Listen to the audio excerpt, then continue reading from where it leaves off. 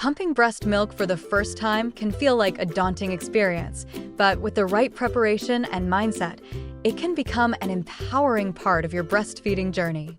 Whether you're returning to work, building a milk stash, or relieving engorgement, understanding the basics is key. Start by choosing a high-quality breast pump that suits your needs. Familiarize yourself with its parts and assembly before use.